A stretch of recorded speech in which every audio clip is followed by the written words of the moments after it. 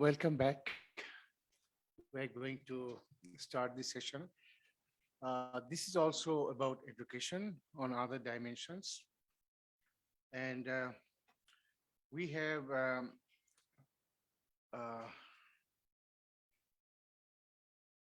how many? We have 5 presentations, in fact, in this session. The first one will be on digitized distance education in COVID-19, adolescent experiences in Bangladesh, Ethiopia, and Jordan. As we know, COVID-19 drove us to distance learning, but this step was sudden, unplanned, and often unprepared. So there had been unique challenges and also unique opportunities and experiences. So what have we learned from those experiences? We look forward to the presentations. The first presentation, which is going to be held online, and I request Ms. Sylvia Guglielmi to make the presentation, please. And you have 15 minutes, but you will have more time to respond to questions, of course. Thank you very much for the introduction. And it's a real pleasure to participate to this important event and this panel in particular. I will now share my screen. I hope you can hear me okay.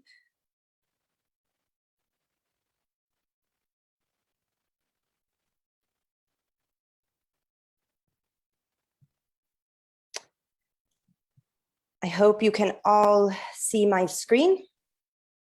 Yes. Okay, fabulous.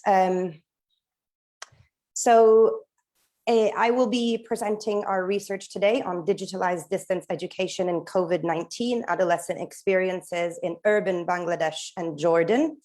My colleague Farhana Alam unfortunately fell ill last night, so will not be able to join me in this presentation. But I would also like to make a comment to say that this was part of a much wider group of researchers, including at BIGD, the BRAC School of Public Health, and also in partnership with George Washington University.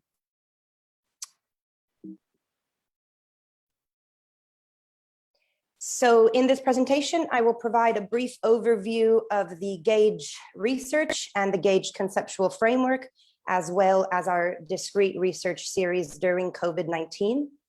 I will present the context of our research, then move into the methodology and key findings, and provide some conclusions at the end.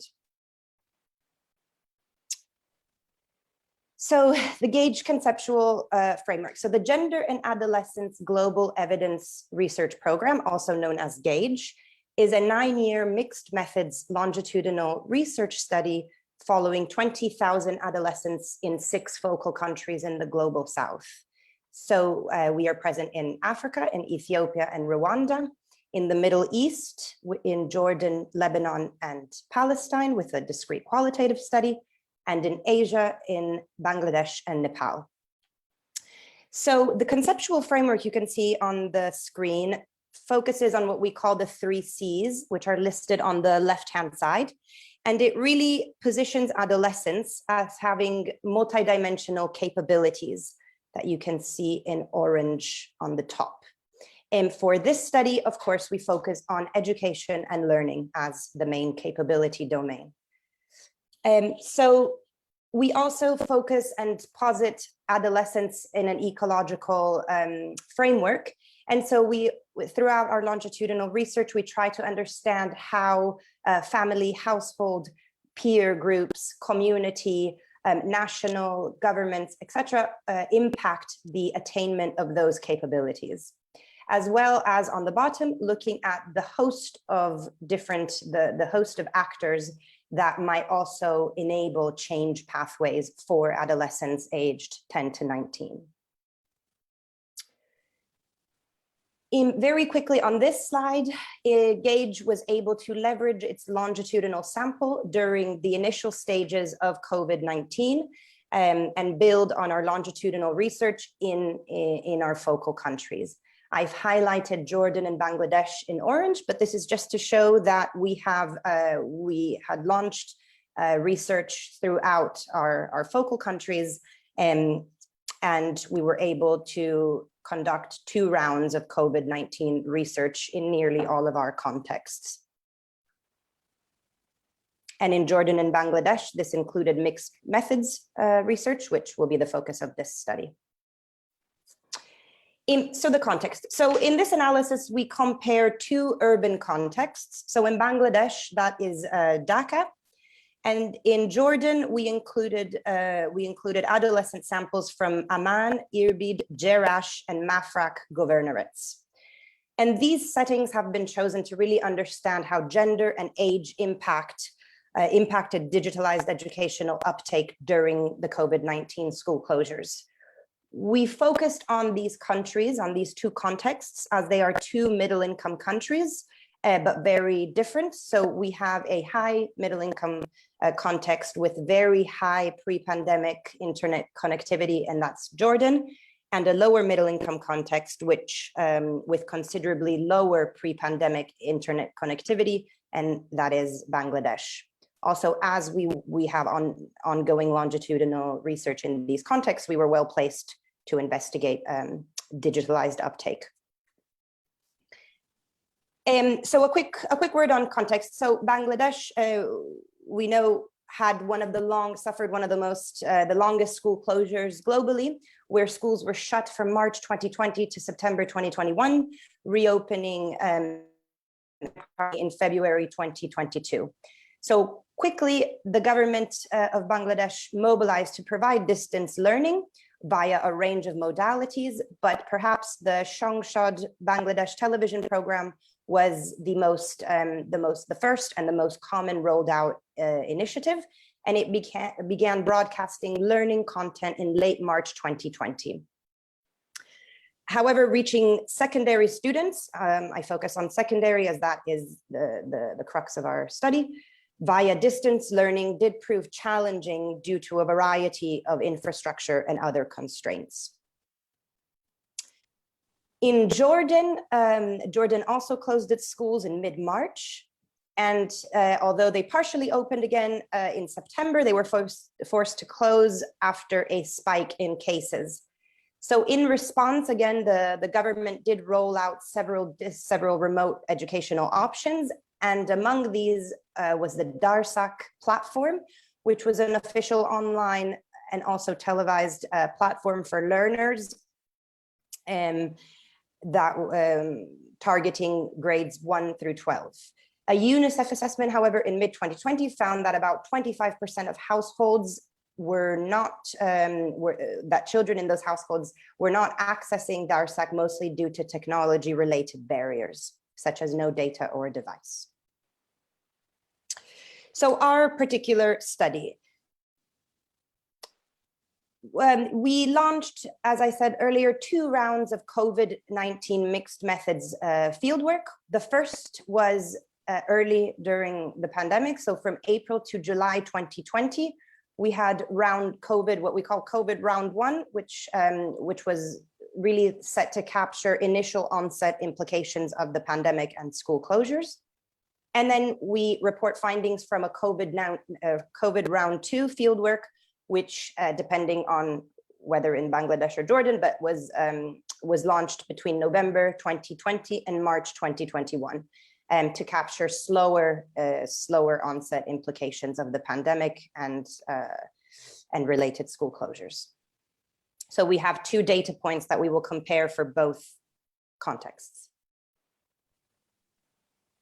This is our survey sample, and the survey data we use consists of a panel cohort of adolescents in Dhaka and adolescents living in host communities in Jordan. In Dhaka, the adolescents were first approached at baseline in 2017, And it consists of a sample of adolescents living in 3 urban slum locations in Dhaka. In Jordan, adolescents were first recruited in baseline in 2018 and includes adolescents from host community settings, and it includes Jordanian and Syrian adolescents, whereas we don't have different nationalities in the Bangladesh sample. Of course, the sample for the COVID-19 virtual study we launched is a convenient sample of vulnerable adolescents with phone access. And the sample we use in the present analysis consists of adolescents that were interviewed. We were able to reach both at COVID round 1 and COVID round 2. So that includes close to 1,500 adolescents in Jordan and 442 adolescents in Bangladesh. Likewise, for our qualitative sample, we purposely contacted adolescents from the survey sample, and you can see the breakdown on the screen. So this includes both young cohort and old cohort adolescents, as well as key informants in both locations. And we have 54 total interviews in Jordan in round 1 and 34 in Bangladesh, dropping slightly in Jordan in COVID round 2 and staying very much the same in Bangladesh. So our key findings. When we looked at household access to and use of devices and connectivity, in both settings, household connectivity has either improved or remained stable between the 2 survey rounds. So we can see on the screen that in COVID round 1, which is in blue, in Jordan, 89% of households had internet access, and that remained very much the same in COVID round 2. Whereas in Bangladesh, we see a significant increase in household connectivity, 56% at COVID round 1 to 64% at COVID round 2. Sylvia, you have less than 5 minutes left. Thank you very much. However, when we disaggregate findings by wealth, we see that above median households in both Jordan and Bangladesh were significantly more likely to have internet access. So above median households in Bangladesh, especially, the drop is significant between high and low income households. When we look at adolescent ownership, so this is adolescents that own an internet device. Again, we see an increase in both Jordan and Dhaka, with adolescents gaining access to their own internet device in both locations. However, when we disaggregate findings, we see that girls are much less likely to have internet ownership of an internet device. Older adolescents are more likely to have ownership as opposed to younger adolescents, and wealth is also a predictor of adolescent ownership. These differences remain the same in COVID round 2 in Dhaka. And similarly in Jordan, older adolescents, girls are less likely to have internet ownership, and older adolescents more likely than younger, Jordanian adolescents more likely than Syrian adolescents. And again, all these differences remain in COVID round 2. Qualitative data shows that all adolescents agree that access to mobile devices is essential for distance learning, but digital divides mean that not all students can study when they like. So we hear this type of a quote a lot: I can only use my brother's phone when he is at home. Otherwise, I can't use a phone. And also digital skills seem to be plaguing uptake. So a Syrian boy in Jordan commented, I would study if there was internet, but I don't know how to actually. Moving quickly along to digital technology for remote education. So the next few slides look at Jordan only. In COVID round 1, we see girls are significantly more likely to use internet-based modalities, interestingly. And so as an example, we hear our teacher created a WhatsApp group for us. She gives us homework and we solve them and send them to her. So in COVID round 1, we find schools and teachers directly involved in providing the distance education. By the time of COVID round 2, the DARSOC online platform was really promoted as the main distance learning modality, and we see emerging differences. So this graph shows that in COVID round 1, the girls are in light blue, we see that they are more likely to comment that school is providing support, more likely to be in contact with the teacher. And of those in contact with the teacher, the majority of them are in contact via WhatsApp. Interestingly, in COVID round 2, however, so girls seem advantaged in this one-to-one contact in COVID round 1. In COVID round 2, however, boys are more likely to say that they're facing no major challenges to learning. And girls are more likely to say that the main challenge is not understanding homework. And qualitative data shows that this is very often, this challenges to learning seems to be linked to the opening of the online portals. In Jordan, again, school providing support for learning decreased between survey rounds, and contact with the teacher also decreased. So as the portal was rolled out, they were directed to the portal, and the one-to-one kind of WhatsApp and teacher contact and school providing learning decreased as they were directed to the online portal. This also meant adolescents faced internet problems, and sometimes the portal would open and sometimes it wouldn't. At COVID round 2, when asked about the most significant challenge, students from Jordan replied the lack of unreliable internet access. Very quickly, I know I'm running out of time, in Bangladesh, internet-based device as the prime modality to continue learning was low throughout survey rounds. So the majority of the sample were not using the internet as the prime method to continue learning, and qualitative data highlights that internet modalities remained out of reach for many adolescents, with notable differences by gender and wealth. Finally, a kind of opposite scenario emerges in Bangladesh, where in COVID round 2, we see schools providing more support for learning and contact with a teacher increasing in COVID round 2.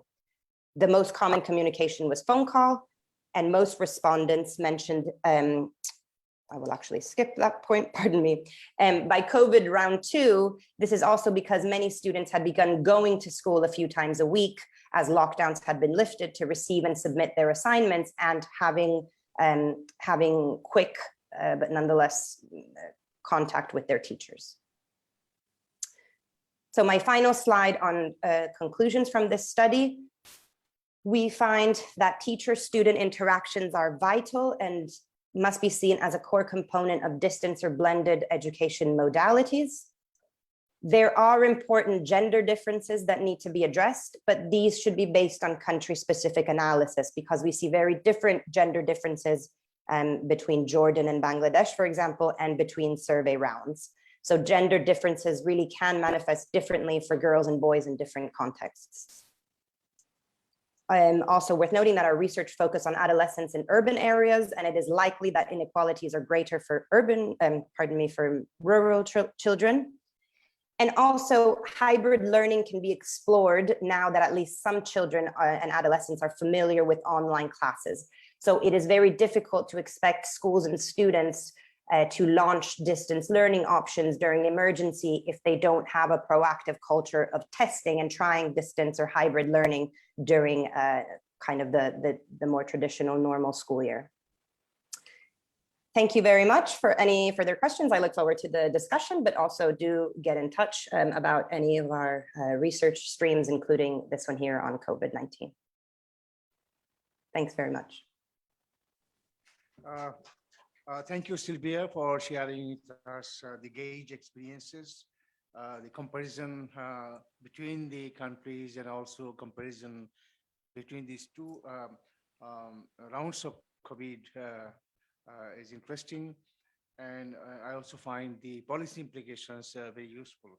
Please stay with us. We'll come back to you for the question and answer session. Thank you. Ladies and gentlemen, the next presentation will be on Edtech evidence from COVID-19 response. Sorry, Edtech evidence from COVID-19 response. It's a thematic review of primary research from Bangladesh, Ghana, Kenya, Pakistan, and Sierra Leone. We have with us online, of course, Ms. Susan Nicolai, who is Research Director, Edtech Hub, and Senior Research Fellow ODI, to make the presentation. I believe Edtech has its own experiences, and let's see what she comes up with. Susan. Greetings, and thank you again for the invitation to speak and to share some of the experience. For those of you who aren't familiar with the EdTech Hub, we are a global research partnership focused on evidence for decisions about technology in education. We are working globally with a focus in 6 different countries, one of which is Bangladesh. So some of you may have interacted with us specifically around some of the varied work that we've been doing over the last few years. And you can see some of the funders shared here as well in the slide presentation. In terms of the work I wanted to share with you today, a bit of the background on it. The hub, the EdTech Hub, launched in early 2020. Please allow me to remind you that you have 15 minutes, so that you can maximize. Sure. The time. Sure. We launched in 2020, just before the COVID pandemic. We had plans around large at-scale research projects and needed to rethink what we were doing at that time, and put out a call for small-scale short-term research grants. At the time, there were 175 applicants and 10 projects were selected.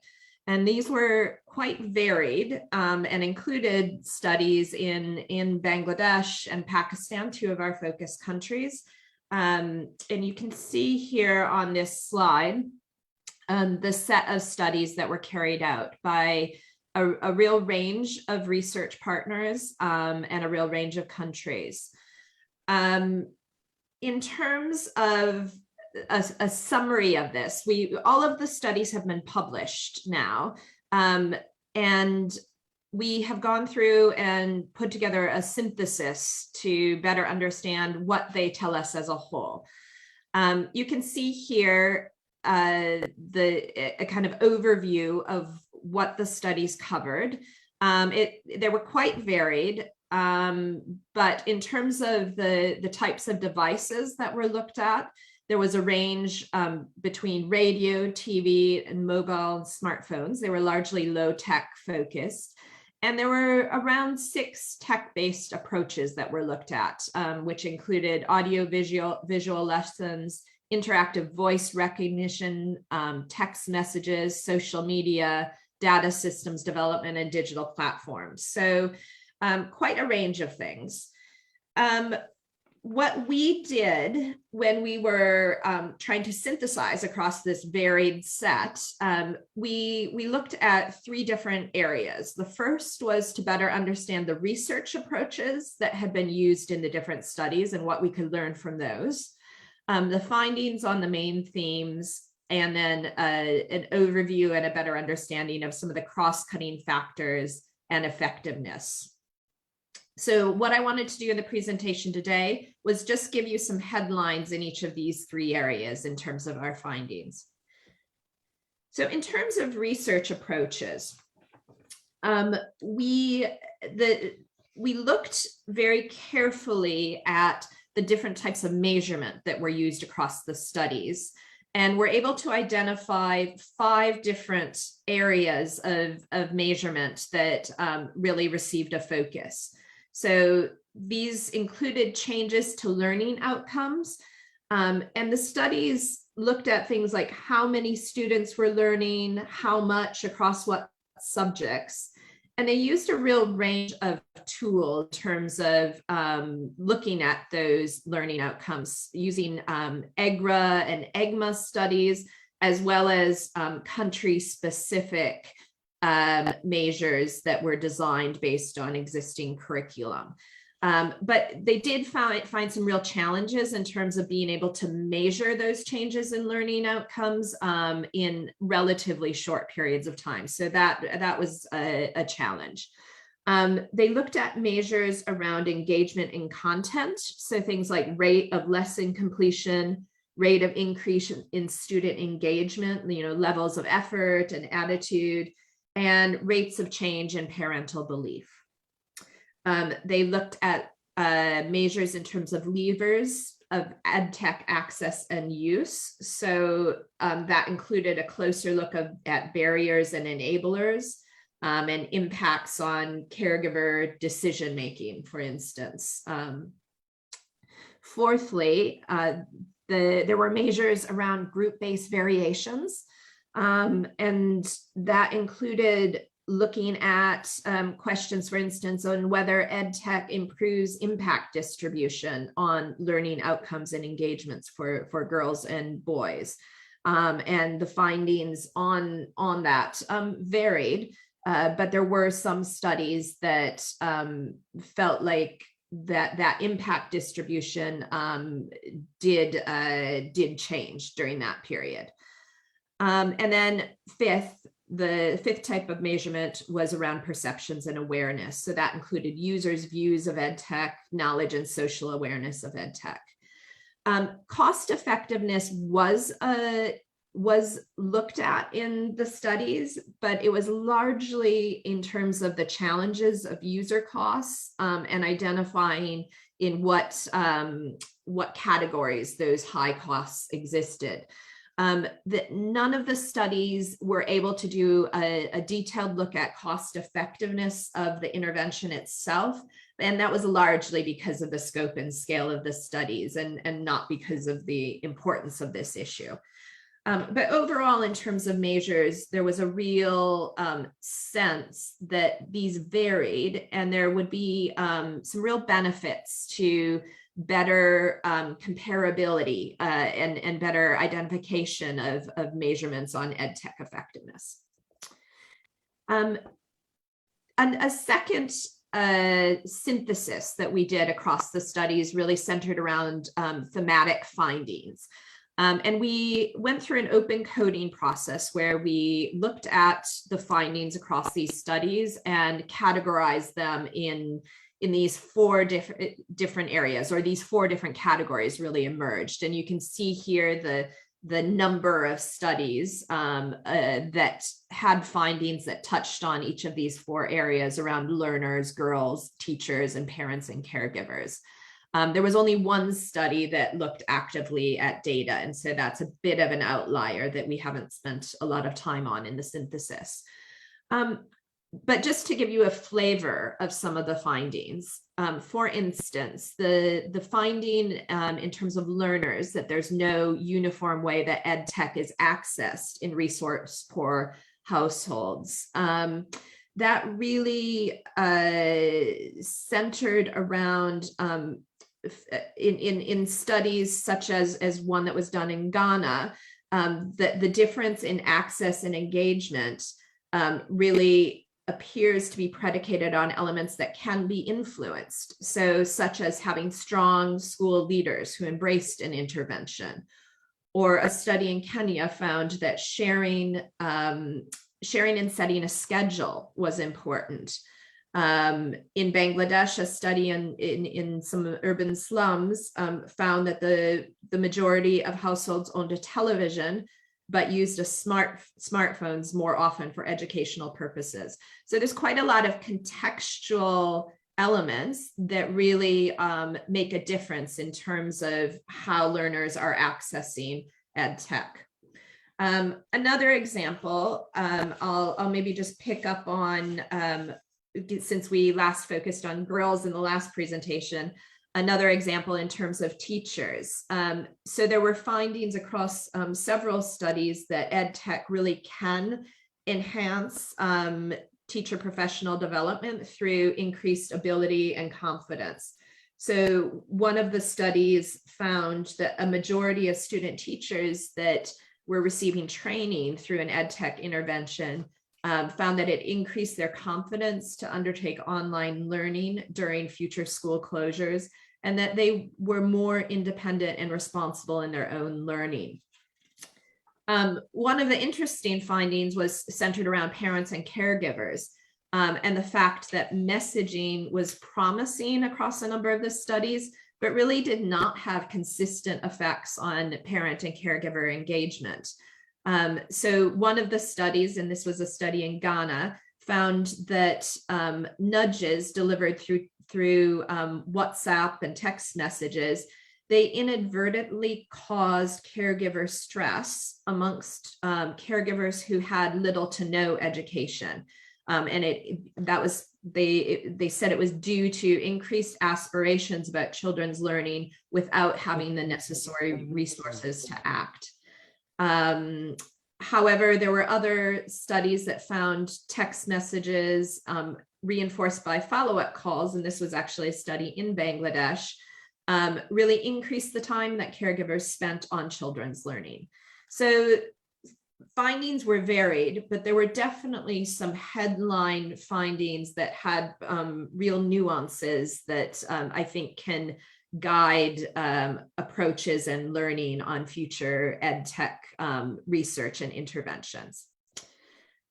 Finally, I wanted to highlight some of the cross-cutting factors that seem to emerge really across all 10 of the studies in different ways. And the first of these is the importance of base resourcing of devices and connectivity. And this came out so clearly, and many of you will know this from your own work and experience, that that having those base resources and access is absolutely essential in terms of remote learning. The studies talked about some different ways, different creative ways that might happen by use of neighbors, by subsidies and grants through different programs and government efforts. But I think that was really central. Beyond that, there was a series of things around the critical chain of connections between teachers, parents, and caregivers in terms of enabling the effectiveness of intervention, the importance of co-design and personalization for involving main users in the design and use of products, the importance of blended learning and the perspective that many of the users welcomed use of EdTech, but didn't see that as the full future of education, and emphasize the importance of in-person alongside EdTech approaches. And then a fifth area around the importance of collaborative efforts around awareness raising, and that many of the communities weren't necessarily aware of the opportunities that were there in terms of EdTech and the different programs and the scheduling of them.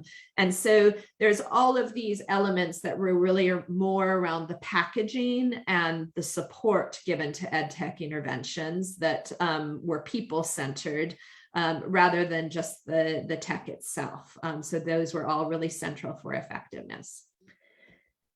So what does this mean in terms of takeaways from these studies overall?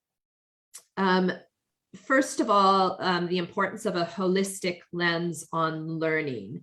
And this is really a point around the importance of a whole ecosystem surrounding the learner.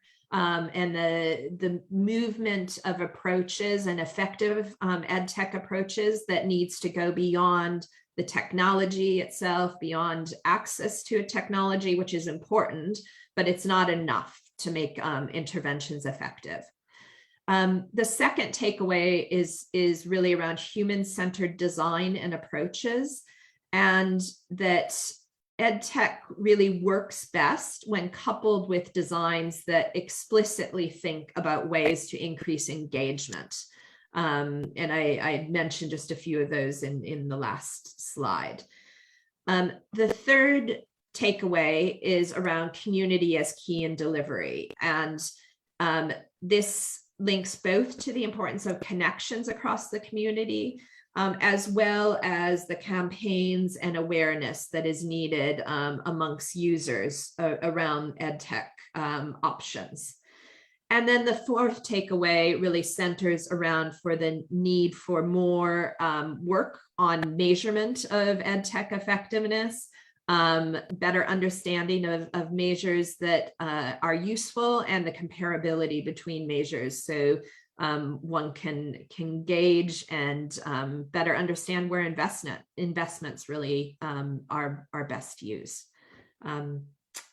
Thank you very much. Just to say as well, this is all of the 10 studies are already available online at the EdTech Hub site, and the synthesis paper will be available soon, where you could see more details about some of this comparison that I have just shared here. Thank you. Thank you, Suzanne, for the analytical presentation, and I believe we have rightly captured, among other things, that educational technology is not merely a technical issue. It's part of the whole, and there are other dimensions, and we need to address the issue in a more comprehensive manner. Please stay with us because I believe participants will come up with questions. Thank you. Ladies and gentlemen, our next presentation is in fact a combination of two papers, and we have also online with us Mr. Asadul Islam, Director, Center for Development Economics and Sustainability, CDES, and he's going to present first, interestingly, telementoring and homeschooling during school closures, a randomized experiment in rural Bangladesh, and then delivering remote learning using low-tech solution, evidence from an RCD in Bangladesh. I believe you are going to find these presentations useful. But at the outset, I would like to, I welcome Mr. Asadul Islam, and I will also remind him in advance the time constraints. You have 25 minutes, but in this 25 minutes, you have to cover both of the papers, both of the presentations. Please go ahead. Thank you very much for the invitation. So I'm going to talk about broadly on addressing learning loss in the context of COVID, and how actually the low-tech solutions can be adapted in different contexts, particularly in rural settings. So this is a joint work with many colleagues and many institutions as well, and also one of the projects that I will be presenting is also funded by EdTech. So thanks, Susan, for introducing this. Okay, so to give you some quick background about the learning loss issues in the context of COVID, we all know that COVID induced school closures had caused a lot of learning loss, and there are estimates coming from different sources which pointed out that actually the learning loss is huge. And in South Asia, the school closures are one of the, in terms of the number of days, the largest in the world actually. So we need to think about actually how we actually address this learning loss actually. So, and if you consider the low and middle income countries, they are the less prepared because they are actually not that much remote learning opportunities available before the COVID. Okay. So in terms of some numbers, a recent ADB estimates suggest that more than almost 200 million students in low and middle income countries did not have access to remote learning.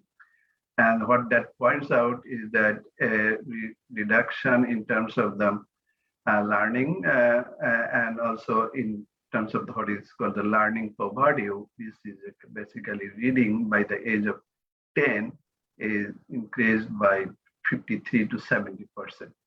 If we put in terms of the dollar figure, so by 2030, these countries are going to lose 1.1% of GDP because of this learning loss.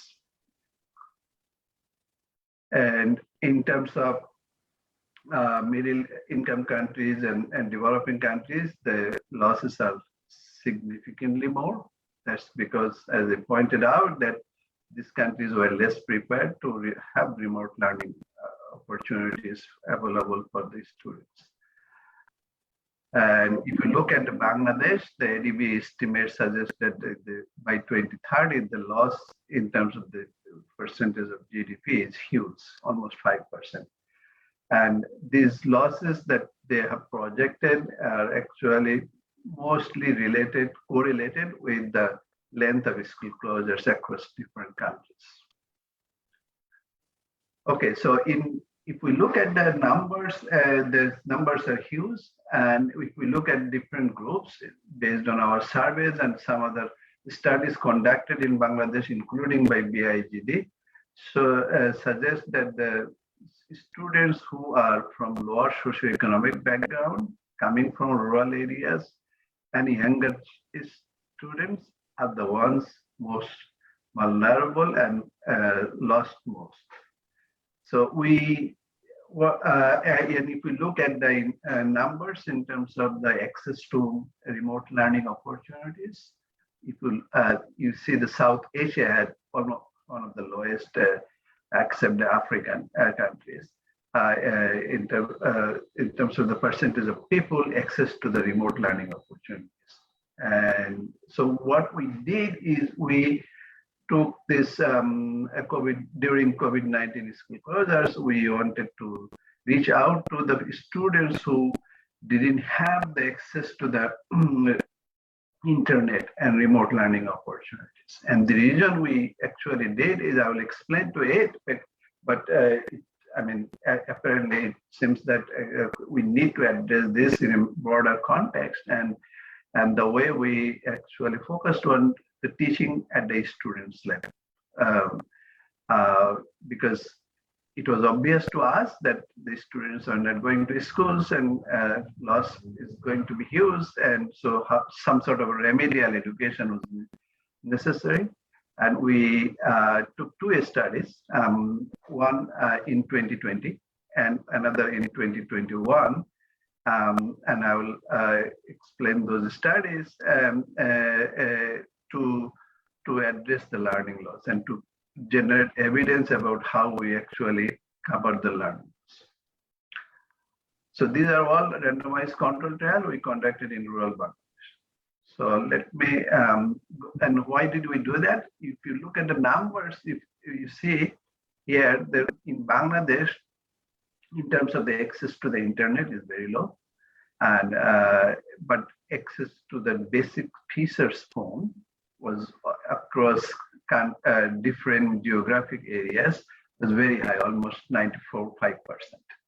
So we took advantage of the basic features phone, access to all households, and we use this intervention just based on this availability of basic features.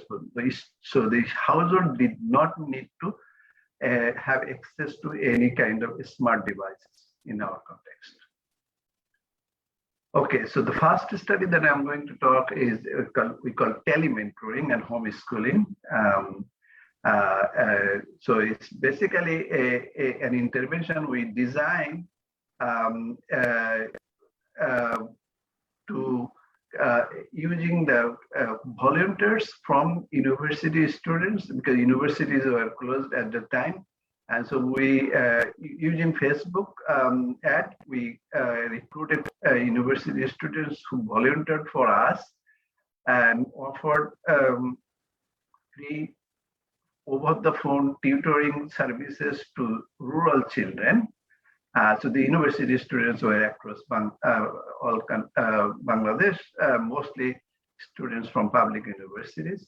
And they were given a list of students that they could actually teach, tutor through phone. And we had the contact of all the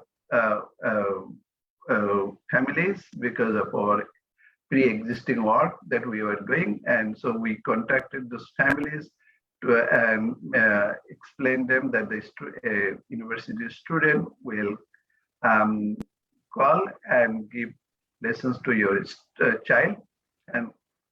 But this involves both mother and child, because the child in this particular one, or the young, very young, from grade 1 to 4 students at the time in 2020.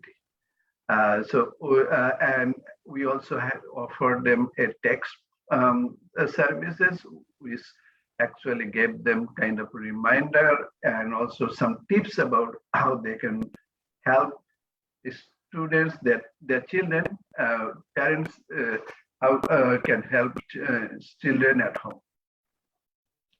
So, and this was a randomized control trial where we offered some students these services, others didn't receive the services. So we had a plan. It was a half-an-hour session for every call that we'll do, and we actually provided some money to the parents so that they did not have to pay for the call, actually, if they are giving call. So basically, the call was made by the students and we give money to the volunteers, but in case if the call dropped and or if the parents need to call back to understand something more, then they also had the money so that they didn't have to pay during this COVID. So you can say that this is an example of how a mother is engaging with child with the phone, and this is how things work. So we did this in just after the school was closed in 2020. In April, we started this intervention, and we continued for 13 weeks, and then we had an inline survey after 1 month of the intervention. And then we followed the same children after 12 months of the completion of the intervention. So we measure a number of outcomes in terms of both cognitive outcomes and also parental involvement, parents' engagement with children. And if you look at the results are very strong, almost 35% gain in terms of the test scores of the students. And if we look even 1 year later, the gains is still persisted. It muted, but 15 to 20% increase compared to the students who did not get access to this intervention. We had a different other measures in terms of the students and parents engagement, and we say that both mainly mothers increase their involvement in terms of engaging with children in educating and teaching the children. If you look at 1 year versus 2 year thing, so 1 month versus 1 year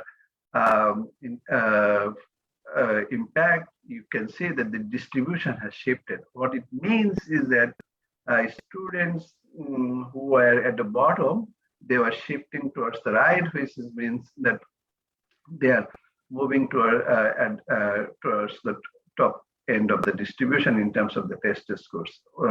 So to put it simply, if a student is in 30th percentile in terms of the test scores distribution or in a classroom, that student who was put into 60th percentile in terms of the distribution. So a lower ranked student in a school would be, who is on 30th percentile, would go to, if you go to the control school, then would be in the 60th percentile in that school. So when we look at in terms of the different groups of students in terms of their ability, baseline, we had the baseline test scores, we see all students gain but the students who were in the lower quartile in terms of the test scores distribution, that means the who are left behind students are the ones who benefit most. Again, the distribution looks across different subjects. Also similar, the most gains happen to be in case of English literacy, and continued even after a year. So to summarize this study, what we have found that the students who are academically weaker are the ones who benefit most. And also in terms of gender, we did not see much difference in terms of the boy-girl difference. And after a year, we see that most of these students benefit equally. So there was test score, not much heterogeneity in terms of the test scores gain. So I will now, and in terms of the cost, this was a very low cost intervention. We had only $20 spent. We spent about $20 per student. And if we look at the comparable study, that this study is very cost effective. Okay, so the second study that I'm going to talk about is also using this basic feature phone, but the issue that we had in our first study is, we needed a particular time of the parent to get engaged with the child, because the volunteer will call at a particular time and needed a phone at that time, and some household didn't have phone at that time because maybe the dad has phone and the dad is not at home at that time, or mom is busy for other activities. So it was there were some issues that we wanted to address in this study. And so what we call is interactive voice response, and this study is supported by the Edtech as well. So we use this interactive voice response system where you can think of this basically a system where you record your lecture and keep the lecture in a server, and the parents will be able to access the lecture just by calling that a particular number that we gave them, and these were password protected. So basically, the parents who were given the numbers were the ones who were able to access during this process. And we had all the lessons planned, prepared by the education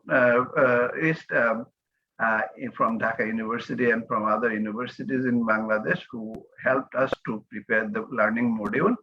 And I will just bear in mind, I will just explain to you how this went actually. This is a short video which will explain to you how did we do that.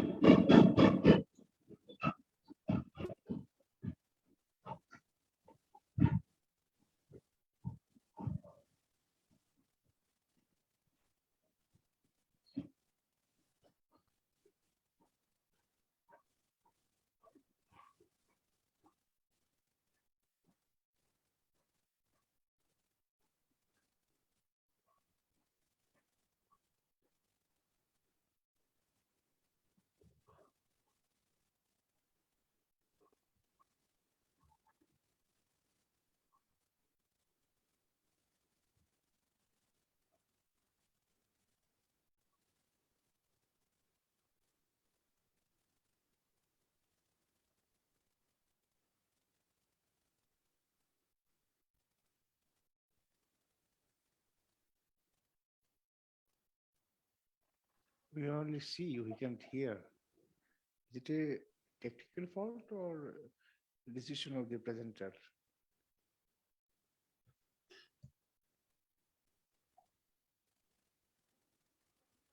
I don't know if it's an issue with the video itself. Just wanted to check.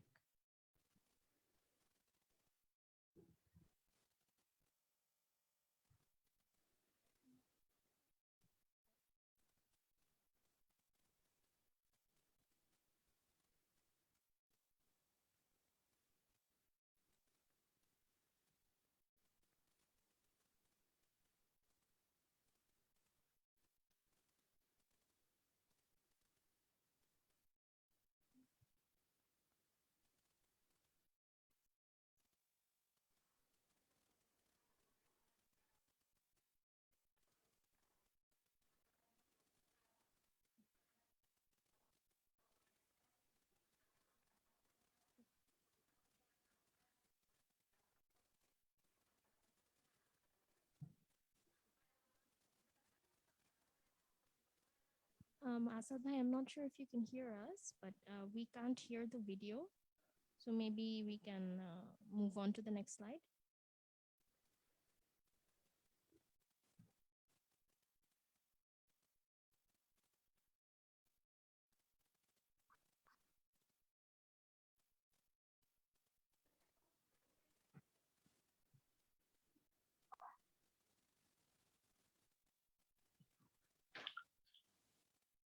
Thank you. I'll just stop here. So basically, so this is how we actually engage with the parents. And we, in addition to the standard school curricula, we also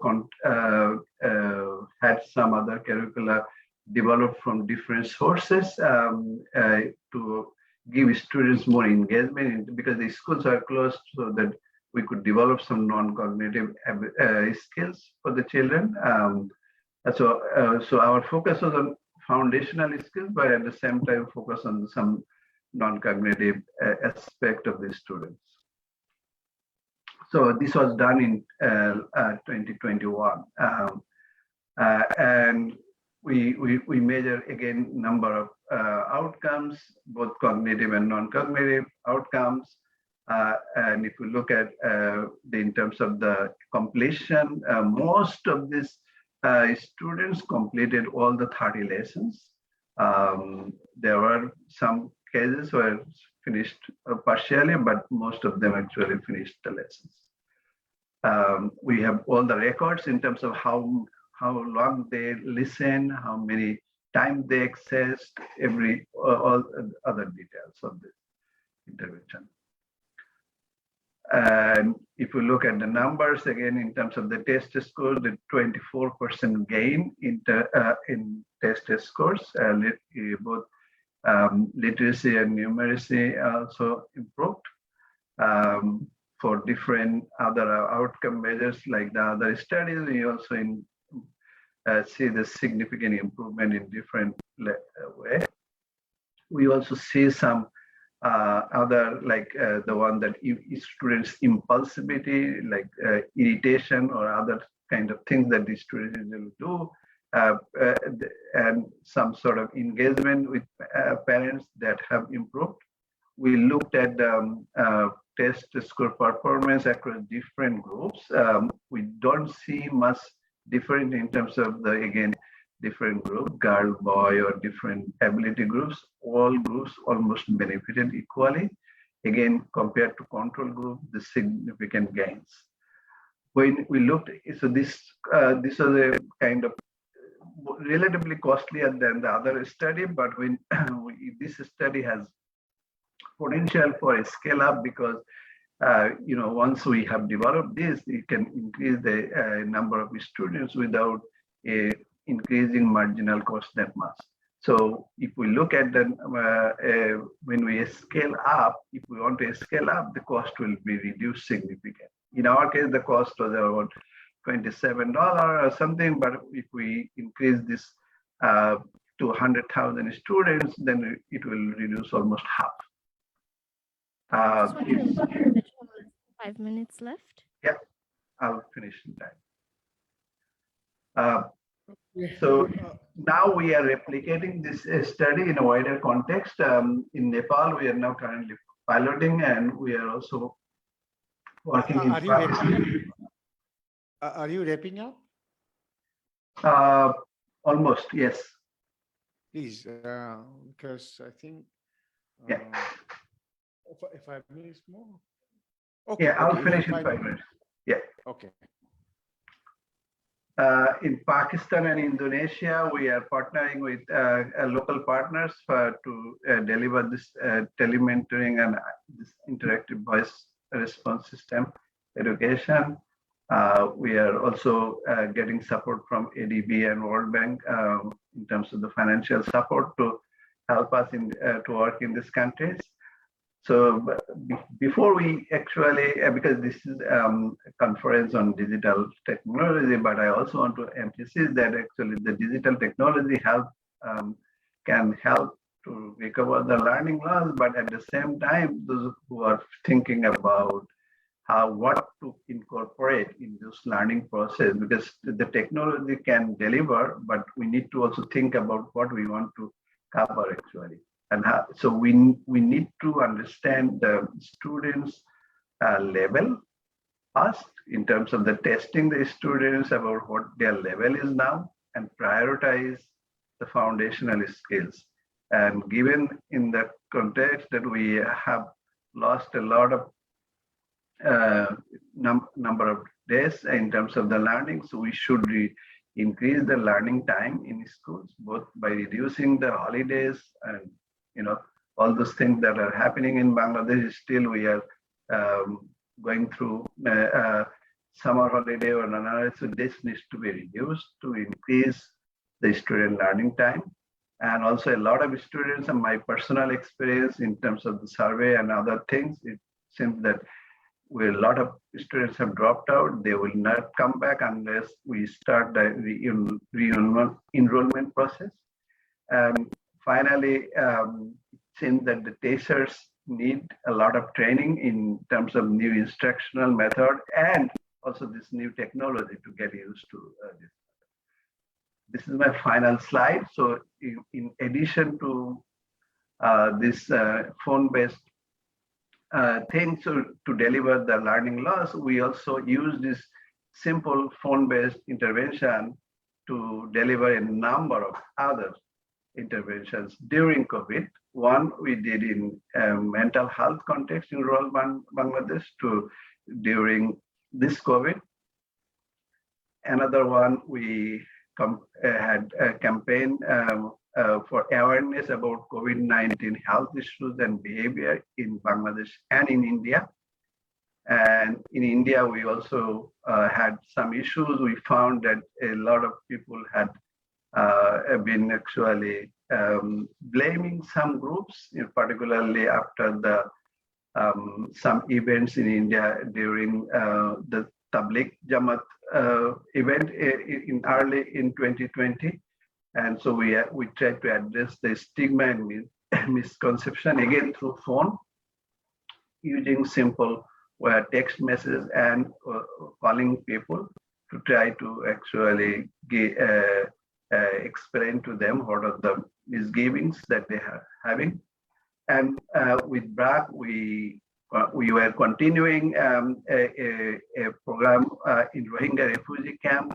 We had to stop, and then the BRAC actually did is a Pashe Asi initiative with the Rohingya children and mothers to help improve the mental health outcomes. We are now talking with A2Y to deliver the telemental health support in rural Bangladesh. We have made significant progress with them, and with support from ADB in Bangladesh, we are now actually doing the antenatal and postnatal delivery services using again phone, but with support from doctors in the who are registered, and they are providing the services. So a range of things can be done using these phone services. And the point here is to make sure that without internet, we can actually go and reach out to many people using the basic features phone. Thank you. Sorry, you have to wrap up in a minute or so. Thank you, Professor Sadul Islam, for the informative and interesting presentation. And when you speak about digitalization or any technological issue, we very often ignore the importance and of and necessity for the low-cost, low-tech solutions. I came across people in the government, my colleagues, during the pandemic, presumed that everybody has a smartphone, everybody has an internet connection and necessary skills to handle it. So from that perspective, I believe this presentation is very useful. Thank you. Please stay with us because we have a question answer session. Now, the final presentation for this session. This is about education of persons with disabilities in the digital platform during COVID-19.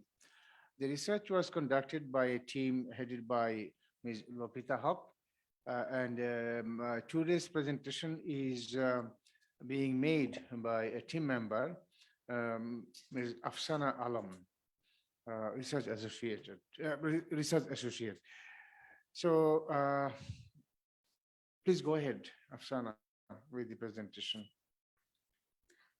Good afternoon, everyone. It's my pleasure to be a part of this initiative. On behalf of my team, I would love to deliver our presentation on education of persons with disabilities in the digital platform during COVID-19. So the disability issue should be a higher priority, but unfortunately in Bangladesh, it is insufficiently explored. There are only a few studies that have looked at this topic from the perspective of people with disabilities themselves. So why we are doing this research? Bangladesh has around 1.6 million disabled children, although different sources cite different numbers. But fewer than 5,000 registered in special education program for disabled people. According to the latest survey by BBS, around 40% of children with disabilities are attending primary school age ranges 6 to 10, while in the secondary school, the number is almost 24% and under the age 11 to 16. So COVID-19 school closure continued to affect almost 42 million children in Bangladesh, leaving students with little choice but to rely on distance learning. Not all children, however, have access to digital technology. A BRAC study shows that during the initial period, 61% of children with disabilities did not have that remote learning access, which caused the fear of being excluded from school.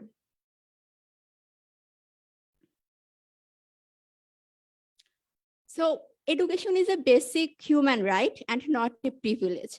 Therefore, people with disability must have access to same rights and opportunities as everyone else, according to the Universal Declaration of Human Rights. And school must not discriminate against a pupil because of their disability. In some situations, school must also take positive steps so that disabled pupils can access and participate in the education and other activities they provide. The Equality Act 2010 states that, but what is the reality? Our study helped us to find that answer to a great extent. So in our study, we wanted to explore first-hand experience of students' access to education in terms of types or degree of disability. We also wanted to look into their location, their socioeconomic background, and their access to ICT during school closure. So now if we want to look into the disability inclusion in relevant policies, the government of Bangladesh enacted the Rights and Protection of Persons with Disability Act of 2013 in the line with United Nations Convention on the Rights of Persons with Disabilities. And here you can see the list of policies that include persons with disability. However, despite all the commitments made in national and international policies, evidence suggests that children with disabilities and their families experience challenges in accessing their needed support, for instance, in health, education, and other resources. Before I launch into our research, I want to set the context on digital inclusion using data from a PPRC BIGD survey conducted during the COVID period on the education life of children. As many of you know, schools were closed in Bangladesh for 18 months, during which time the government introduced remote learning as an attempt to continue education service and prevent learning loss. They introduced three methods: non-interactive, interactive, and the hybrid method. So watching TV, radio channel classes, and watching classes on internet includes non-interactive method, and online classes, online coaching, or private fall into interactive category. And finally, assignments were in hybrid category. So how accessible was this remote learning? The survey found that 62% respondents had access to television, of whom only 1/4 student sat in on TV classes, and of whom 1/3 found it challenging to follow. In both rural and urban locations, more than half of the household lacked a digital device. Access to smartphone and feature phone was also very limited. Hybrid assignment were used more among secondary students than primary students. By August 2021, 1 out of every 4 children disconnected from their school. So this was the scenario for children access to education, irrespective of whether they have disabilities or not. So now I am moving to research sample and methodology. This is a qualitative research. We have drawn our sample from the mainly a nationwide survey conducted by BIGD based on the Washington Group questionnaire as well, and a list provided by NGO or OPDs. 60 in-depth interviews were conducted through mobile phone and video calls due to the lockdown. And our respondents were in 3 age group representing children, working age, adults, and elderly with 7 type of disability. So here you can see the 7 type of disability: difficulties in seeing, difficulties in hearing, difficulties in walking and climbing, remembering and concentrating difficulties, difficulties in self-care, difficulties in communicating, and psychosocial disability. So this is the 7 type of disability we are talking about.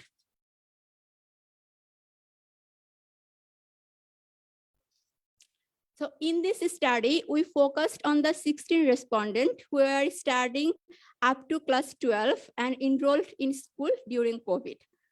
They were aged 10 to 29 years, accommodating for older students with neurodevelopment disabilities. 8 respondents were in special school, whereas 8 respondents were in regular school.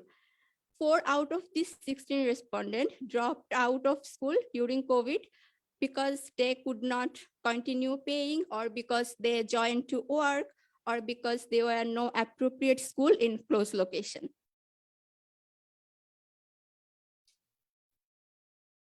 So before we go into the specific challenge of persons with disabilities in accessing education during school closure, I would like to spell out certain special requirements that are necessary for persons with disabilities to engage in education.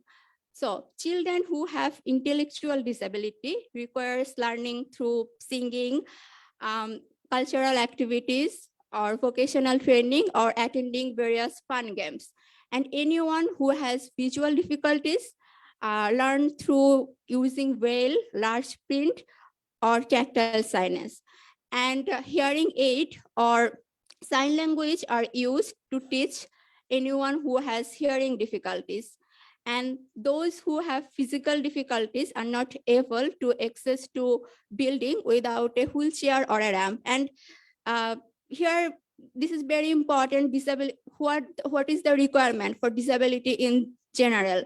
So they require specially trained and skilled teachers or accessible material. So based on our conversation with the respondents and their caregivers, we identified challenges to avail remote education that arose due to certain reasons. So here first, I would like to talk about the poverty. So people with disabilities are invariably one of the poorest, most oppressed and excluded members of society. So let me tell you a story of one of our respondents, Ratan, who is visually disabled, but this did not stop him from dreaming of having an education. He shares the same dream of going to school like other children, but online class was a luxury for him. He did not have supporting device to attend online classes, did not have money to buy mobile data. Managing paper and photocopy cost was no less difficult for him when it came to turning over assignment in lieu of examination as per the hybrid method. Another barrier in remote learning was location. Our another respondent, Nahar, who has multiple disabilities, lives in a very rural area, and there are no specialized school in few miles of our home. Expecting television and high-speed internet, there is a distant dream. So she was excluded from schooling immediately upon the school closure. Besides, remote learning and digital technology was less familiar to her and other children with disabilities from rural areas. Okay, so this whole online education system and online materials was challenging for all children. And in terms of children with disability, the challenges was even more accurate. So one of our respondent, Aisha, who is very sincere at her studies, suffers from visual difficulties. And she was very disappointed that accessing online materials on the small screen of her smartphone was hard and stressful for her. At some point, she just stopped looking at the screen and she only listened to the audio, but that hampered her understanding of the lesson and she was already behind than the other children. And also, staring at the screen for a long time caused concentration and resulted in boredom and distraction. So then the point I'm going to talking about, this was one of the most common challenge. The children with disabilities had no skill in their home or around them who could provide the support that would enable them to learn. Most teachers did not get in touch. Moreover, there were very little understanding in the community that gave any importance to their education. And in fact, they also faced stigma from others, even their classmates, and even from the people from their families. So a mother of our respondents expressed the challenge to assist her daughter in remote learning due to her unfamiliarity with the system, lack of skill, understanding, and stereotypes. So this 70 years old girl did not have any mobile phone to attend online class. So her teacher suggested her to join her other classmate who had mobile phone. But she only wanted to know the class lesson because she did not want to make her classmate uncomfortable by joining them in the online class.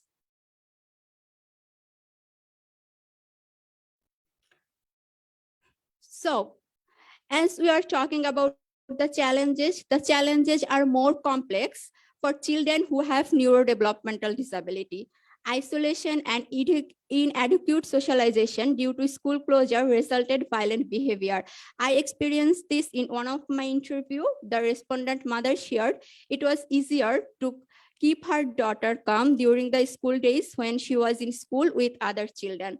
But the school closure and staying at home for a long time caused aggressiveness in her behavior and she hit people frequently. Due to the isolation, she is forgetting previously learned socialization and reading writing skill.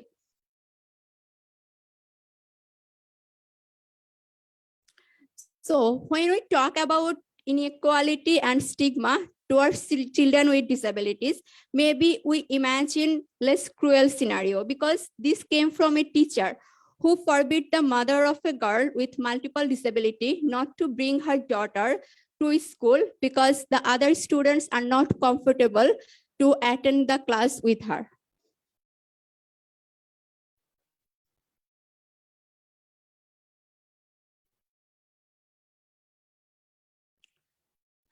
So from our discussion, I hope it is clear that access to digital platform for remote learning is simply one aspect of problem.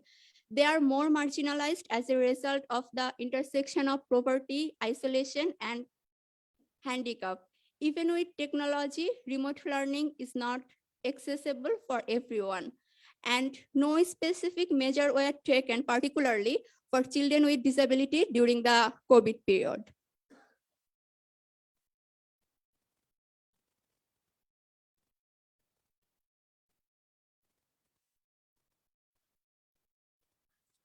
So to cope up with the challenges in remote learning for children with disability, we have come up with the following recommendation. Disability inclusive planning and design need to be initiated that close systematic gap. Also emphasizing interministerial cooperation is important to ensure that persons with disabilities get the help they need. For instance, the Ministry of Education and the Ministry of Social Welfare need to make coordinated efforts. making online platforms more participatory by incorporating disabled-friendly technology and apps can reduce their difficulty in online learning, and providing financial assistance to students who wish to participate in distance learning would be a great support. So, to conclude, let's imagine a parallel world where Ratan is able to continue his online classes and with required device and financial assistance, where Nahar did not drop out from school due to her rural location, where Aisha is able to do her online class with disability-friendly online technology, and above all, where all the children with disability are treated equally with love and care. And to bring this into reality, I earnestly invite all of you to think what else needs to be addressed and what initiative should be taken. Thank you. And this study was conducted by BIGD in Bangladesh as part of a larger research led by LHTM and funded by FCDO. And before leaving, I would like to also introduce my teammate with you sitting over here, Lopita Haq, Rifat Shafar Khan, and Taslim Akhtar. Thank you. And we would really appreciate your questions. Thank you. Thank you. Thank you, Lopita, for the well-structured, informative, useful presentation. I agree with you when you said, when you think about persons with disabilities, we often ignore their diverse needs, as if all they belong to the same category. We tend to forget different types of disabilities. And probably we need the right kind of perspectives to ensure true inclusion in education. Thank you. So we have finished all the presentations. Now it's time for questions and answers. We have on-site participants. We have participants joining online. So the floor is open to you. First, I would like to take questions from the floor who are attending on site. So please identify yourself, your name and the organization you're coming from. And also, since we have a number of panelists, who is expected to respond? Go ahead.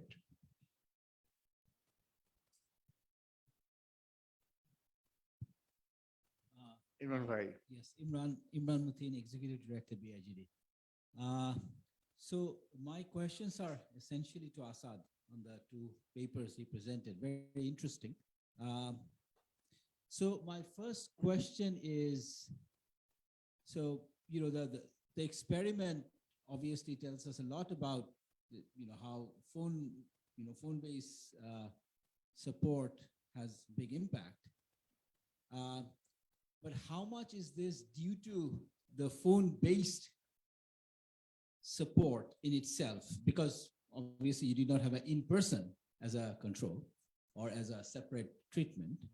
So we don't really know what is it due to the phone-based intervention in itself. The reason I asked that question is, one could think of advantages that a phone, I mean, aside from the fact that you can get higher level of quality of instruction, there could be actually some types of instruction for which anonymity can actually be a benefit, right? Because I think we are trained to believe that in-person is the holy grail.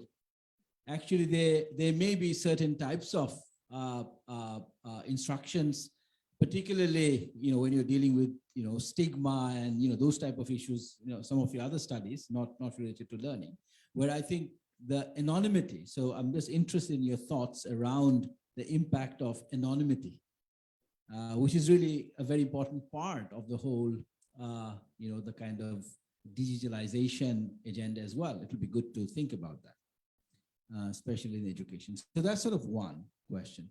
The second is, you reported very interesting progressive impact in the sense that you have got lower level learners getting higher level of impact. in terms of your first intervention, I wonder what the result is in your second intervention on the IVR, whether the similar type of progressive result holds, and your thoughts on, in case it doesn't, your thoughts on why, in case of IVR, you don't have the similar kind of a progressive kind of impact that you find in your non-IVR based kind of thing. The third is really around, I mean, you talked about, you just talked very briefly about the fact that, the volunteers who were providing the instruction, they got a incentive, they got a payment, but also the parents got a payment in case they had to, kind of call back. There was a support that was provided, I think, which is really a very interesting. You are basically creating a double-ended incentive there. I wonder what the mechanism of actually transferring that support to the parent was. How did you design it? Because these are very important for scalability. Thank you. Thank you, Mr. Asadul Islam. Thank you, Imran Bhai. Very good points. The first point, anonymity. So I believe that because in the case of telementoring one, this was delivered by university students, and this has some significant effects, because in the rural context, if you think about university students giving tutoring, teaching to a rural student, which they normally don't get. So this has some effects in addition to the aspect of technology, and that's why we see, in fact, higher effect than the other one. Probably one of the reason is probably this is the kind of task from the university students and more about personal engagement with mother and child. And we looked at, I mean, we did not have separate intervention where we don't have human interaction, but we looked at how much is due to the parental engagement and how much is due to the direct effect of this tutoring. We do see that the direct effect is the most important channel. The parental engagement explains 20 to 30% improvement in test scores. So I don't have clear answer, but there is some suggestive evidence that suggests that this element, human element, is there. Particularly when we are talking about the second study, we see the effect. We do see effect happening. Even the lower socioeconomic groups are benefiting more, and students who are, in terms of the low test scores and to begin with, they are the ones who benefit most. So and they are also the ones in terms of accessing the materials. We see that when we look at the numbers in terms of how many times they actually repeat those and all those things, they are the ones who actually did more. So there is some selection going on. So they might be, tuning in more time. That might be happening in terms of the payment to mothers. The bKash is the important channel actually. So we were actually we give this they're using their phone number. We use transfer the fixed amount to every mother actually. So there was kind of, you could say that, okay, they might, so the amount was not really that great. So it would not create distortion in terms of the incentives that we have in this case. Thank you. Yeah. So okay, please go ahead. Thank you. My question is to Susan. I've been part of the GAGE research as well, and we didn't look at so much the contents of what was taught and any innovations in terms of contents during COVID. In your overall review, did you find any experiences of innovations of how to, put across the contents in different ways rather than just, the process and methodology.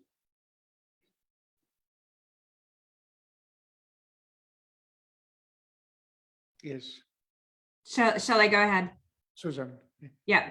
I think the biggest thing that came out across the studies in terms of content was the importance of alignment with the curriculum. And there were several studies that found evidence that if the content being shared was aligned with curriculum or perceived even as aligned with the curriculum, that added more incentive for parents to be supportive of the EdTech intervention and encourage their children to engage with it.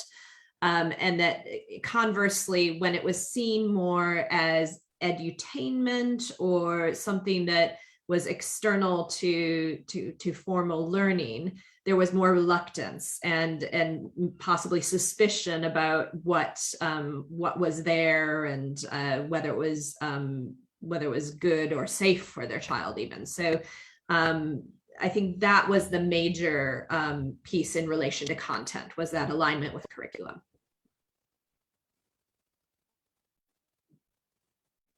Thank you. So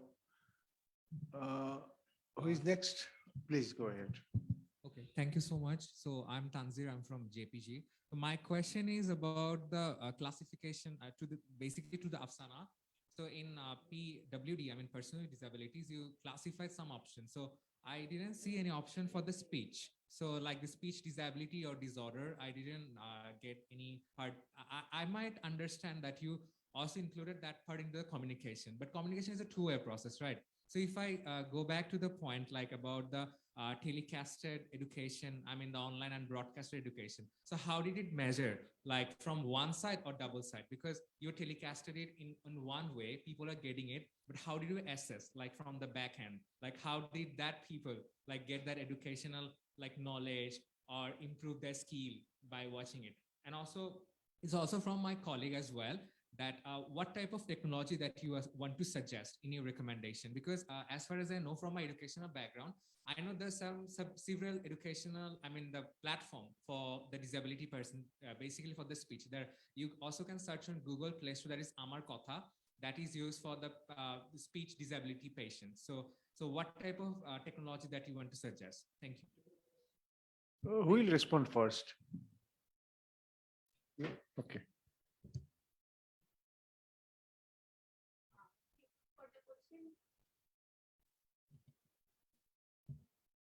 So I hope you can hear me. Yeah.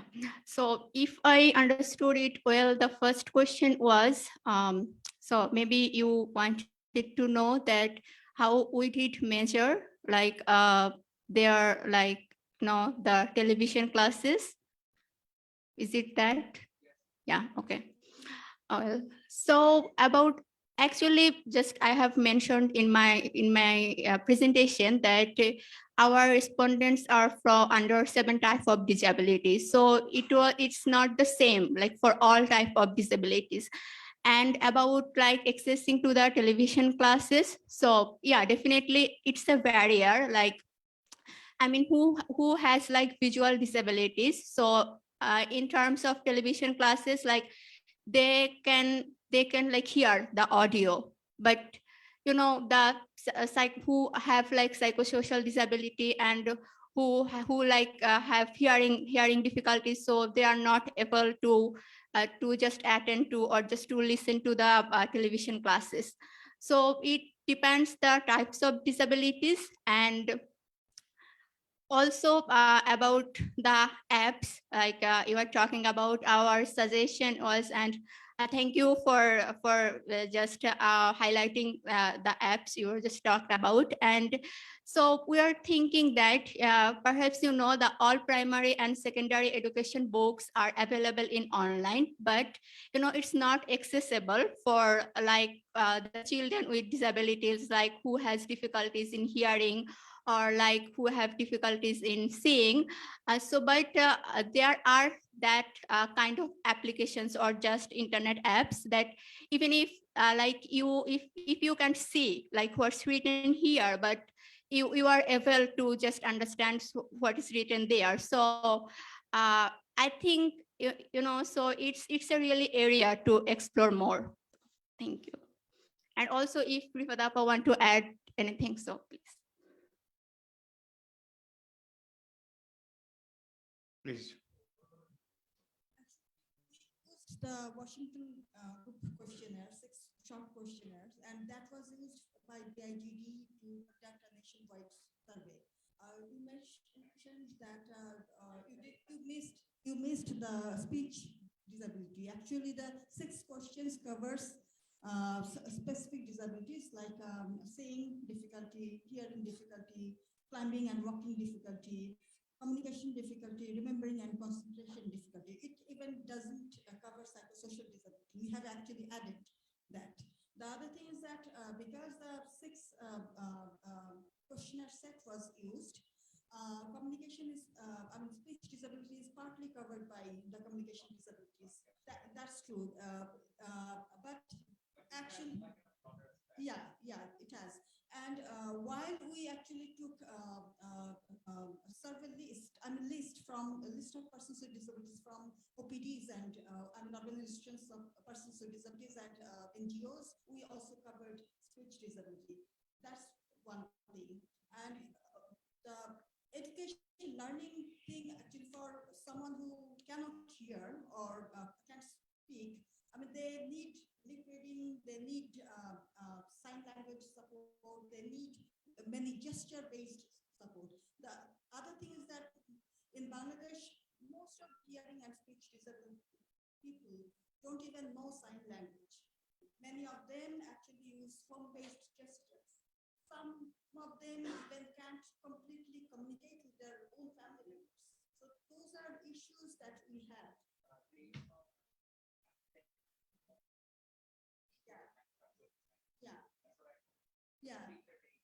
Yeah, there are, but the online classes were not timed based on the needs of different types of disabilities.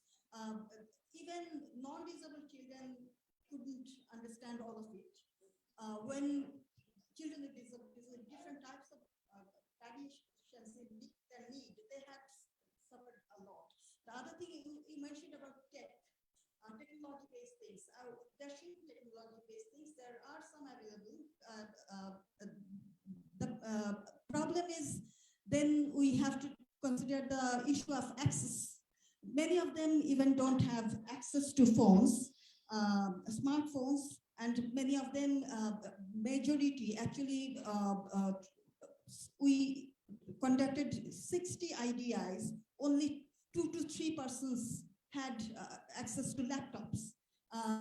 So those are issues. We can suggest many things, many tech-based, and the solution has to be a combination of tech-based and non-tech-based things, so that everybody can actually benefit from those type of services. Thank you. Thank you. Is there any question from the Zoom? So we can take 1 or 2 more questions from the floor in that case. Thank you. Yes. I'm Taslim Akhtar from BIGD. So I was basically part of 3 of the researches, and 2 are presented today. And from my experience, and also the study Asad Bhai and Nicola did, it's reflect that during COVID, there was a learning loss, and there was some remedy taken to cover the learning loss. But my question is that we know from these researches that parents play a huge role to cover this learning loss. So my question is to Sylvia and Nicola, that do they focus on parents' role and household economic resource and technology-based resources during their research? Because as our chair also mentioned, that assuming all the children has or all the household has technical support or resources is not right, especially for our country. So parents, household, and their economic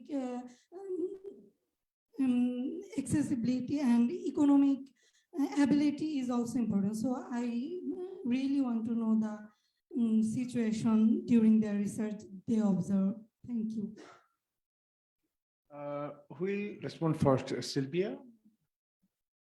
Okay. Sure. Thank you, and thanks Taslima for the question. Yes, absolutely. We do look at household wealth in our study. So in both the Bangladesh and Jordan samples I presented on, we do disaggregate by household wealth. And so, for example, when we look at household connectivity, as well as adolescent ownership of internet-capable devices, in both contexts, we see an improvement in connectivity between COVID rounds. So it seems that household and adolescent ownership is increasing in both Jordan and Bangladesh. But we're very cautious about these findings. And when we do disaggregate by household wealth, we see that for lower medium asset households, there is no improvement, or it's very minimal when compared to higher wealth asset households. So wealth is a strong predictor of connectivity, as I'm sure is no surprise. So we obviously must be very cautious with more kind of cumulative macro findings and look at these and look at the disaggregation by wealth and gender, which were the two strongest kind of disaggregation dimensions that seemed to predict both connectivity, but also access and uptake to distance learning. Just one other quick point made earlier, and on Susan's point on the alignment with the curriculum. I think that's an incredibly critical point we find, because also in our other research streams, not only but including in Bangladesh, we find that learning loss, but also dropout is significant, was significant from COVID-19. And for girls and boys in different ways. But the fact that learners do keep learning and parents and households see the benefit of that learning continuity is critical for their identities. So that the curriculum is embedded into these distance learning options seems to offset some of the dropout and to keep girls' identities as learners particularly intact, whereas they are continued to be seen as students and as learners during closures seems to be very important, and the alignment with the curriculum is kind of facilitates that identity. So I think that's crucial to offset some of the fallout. I'll stop there and hand over. Thank you. Yeah, I think that question about access to devices and alongside data, internet connectivity, hardware, end user costs, et cetera, that came out really strongly as issues with it across all of the 10 studies, and as real barriers to use of EdTech. And there were bits and pieces of creative ways to be addressing that, some of which involved some no-tech solutions. I mean, essentially using EdTech to provide the curriculum and guidance to teachers or facilitators or even to parents, but not necessarily via broad access, but like through a central point in the community or through a school that distributed then paper-based materials. But so there's a kind of no-tech intervention that uses EdTech but starts to get around that. And then other options around innovative financing were talked about, but they weren't central in terms of part of the studies. So things like leasing or subsidized purchase, co-financing by private providers, repurchase programs, and of course, conditional cash transfers are all things that could be tried and explored more actively. And I would love to see some research done around some of those options in terms of the base resourcing. On the point on parental engagement, the studies did have some findings, which I talked a little bit about in the presentation, but I just wanted to emphasize that this is an area that we're continuing to research and support research on from the EdTech Hub, and are looking, for instance, at what are the different approaches to parents and engagement with parents, whether that's through training, through nudges, through feedback loops. We're looking at some of those different behavioral supports that can be brought in to have parents engage more actively with their children in learning. So that definitely is an area of importance. Thank you. Thank you, Susan. I have been reminded this time is almost over. So I would like to close this session with a few words. Thank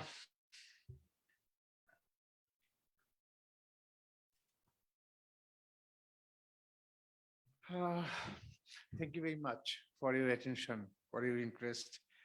And it was my pleasure to be with you today in this session. Very enriching for me as well. So we discussed about digitalization in relation to education and on various issues, starting from the analytical framework emphasized by Professor Ruknuzzman to multifarious subjects around digitalization and education, such as computer literacy, self-education model of Khan Academy, distance education for adolescents, educational technology, homeschooling, telemedicine, low-tech solution, and finally, digital education, digitally educating persons with disabilities. And as I feel, the discussions had been insightful, evidence-based, and so this can be used as policy inputs. I must thank panelists and also the participants, both on-site and online, and the organizing team. And I particularly thank Dr. Imran Motin for leading the whole process for these 3 days, not only for this session. You deserve appreciation. And I believe, finally, I believe you have earned a lunch. So I close the session here. Thank you.